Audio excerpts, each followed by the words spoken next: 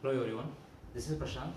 Today in this video we are going to discuss the difficulty number 2 in forming the root table. Okay, so in the previous video we discussed about the difficulty 1. The difficulty 1 is when any one of the element in a row is 0 and remaining elements are non-zero. So that difficulty can be solved by modifying the characteristic equation as substituting s equals to 1 by z and again reforming the root table and find the stability of the system. That is how we can resolve first difficulty by substituting s equals to 1 by z. Or else there is one more method to solve the difficulty number 1. Just multiply s plus 1 to the original characteristic equation. Okay, so that difficulty can be solved by using these two methods. Okay, so now let us look at the second difficulty in root table. So that is, the second difficulty is all the elements in any one of the row is 0. The difficulty, all the elements in any one of the row is 0. Okay, suppose if you get this kind of difficulty, so then we can solve this kind of difficulty by forming an auxiliary equation considering the row just above the row of 0. Okay, so what is the solution? Form an auxiliary equation considering the row just above the rows of zeros. Okay, remember the order of the auxiliary equation is always even. We'll solve this difficulty by considering this equation. We have characteristic equation s raised to 5 plus 4 s raised to 4 plus 8 s cube plus 8 s square plus 7s plus 4 equals to 0. Okay, the question is to find or investigate the stability of the system. By using RH criteria or Routh-Harwich criteria. Okay, so once you get the characteristic equation, the first step is to form the root table of that characteristic equation. Write on the first two row elements. We'll write the coefficients of characteristic equation as A0, it's A1, it is A2, it is A3, it's A4, A5. Okay, so first two row elements will be from the given characteristic equation. So we'll write A0 as 1, A1 is 4, A2 is 8, A3 is also 8, A4 is 7 and A5 is 4.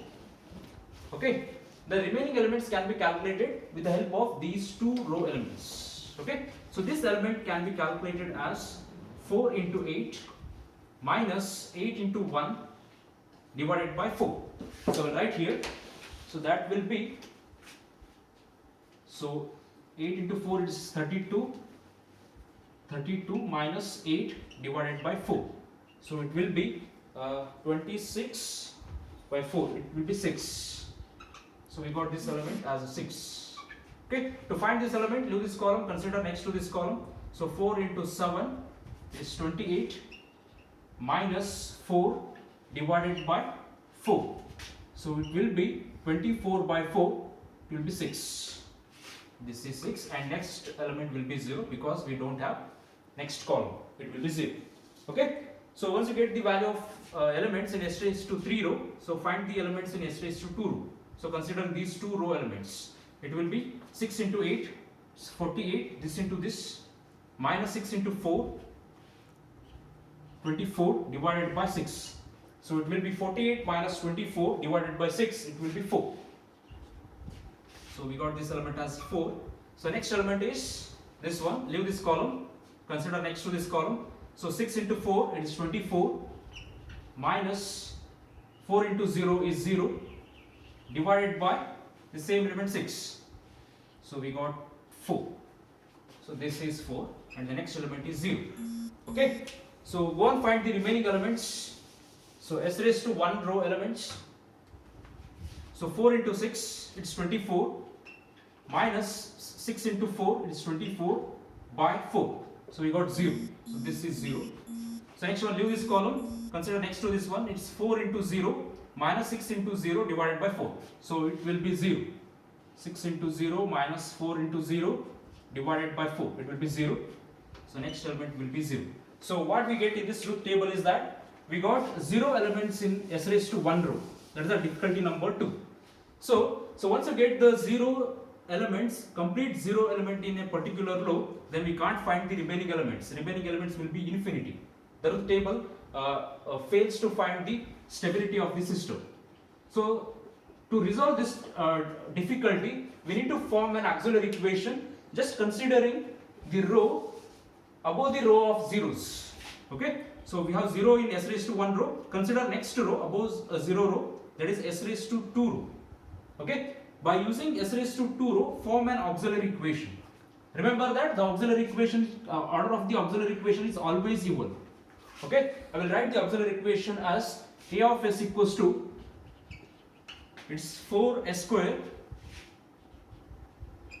next one coefficient will be 4 equals to 0. Okay, so once you form the auxiliary equation, take the first derivative of this auxiliary equation. Take the first derivative of this auxiliary equation, that is dA of s by ds equals to 0.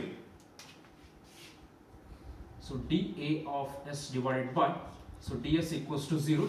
So it will be, before simplifying this, before taking the first derivative, simplify the auxiliary equation.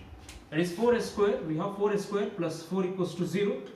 So take 4 outside, it will be s square plus 1 equals to 0. That is a of s. Differentiate this equation with respect to s. So dA of s by ds equals to, it is 2s plus 0 equals to 0. Okay, so to eliminate the 0 row, we need to substitute the coefficients of this auxiliary equation in s raised to 1 row. Okay, so as I told, when you get the difficulty, the system is always unstable. If it is unstable, then we need to find the number of elements in the right half of the s plane. Yes or no? If it is unstable, then there must be the poles at the right half of the s plane. To find this number of poles at the right half of the s plane, so eliminate these 0 elements by the coefficient of the first order derivative. Okay, so what we have coefficients here? It is 2s plus 0. This 2s plus 0 equals to 0. Okay, we have coefficient 2 and 0. So I will substitute here is 2 and 0. So next element is 0. Then find the remaining elements in s raised to 0 row. So it will be 2 into 4, 8 minus 4 into 0. 8 minus 4 into 0 is 0 divided by 2. It will be 4. Okay, so we got the elements in first row of the root table.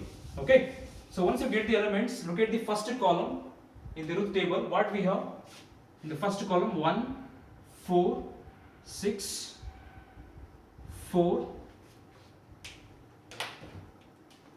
So 1, 4, 6, 4, then 2, 4. So look at the first column elements and identify the number of sign changes in the first column. So all the elements have same sign, then there is no elements in the right half of the s plane. Okay, so the before condition what I have told, if we get the difficulties, then the system must be unstable. So there may be the chances of the locations of the roots in the right half of the s plane. So in this condition, there is no sign change in the first column of the root table. Okay, then there will not be the poles at the right half of the s plane. Then there will be the poles on the imaginary axis. If it is not unstable, then there must be the poles on the imaginary axis.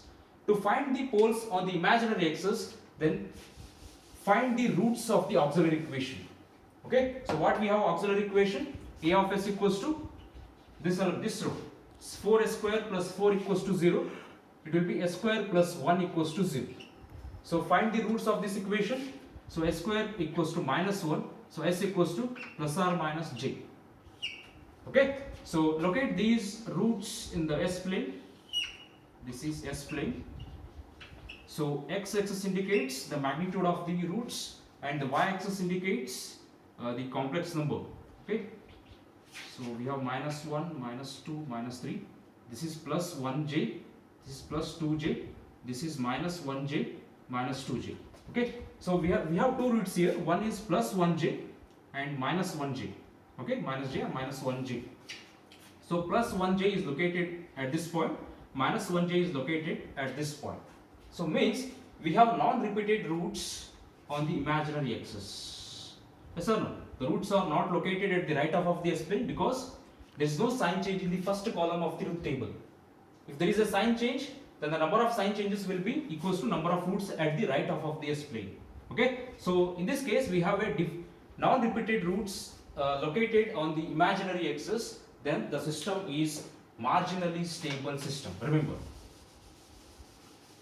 the system is marginally stable system.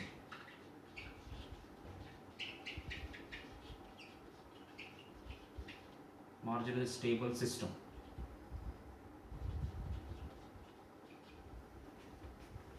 Okay, that is how we can resolve the difficulty number 2 by forming an auxiliary equation and finding the roots of that auxiliary equation. Okay, so thank you for watching my video.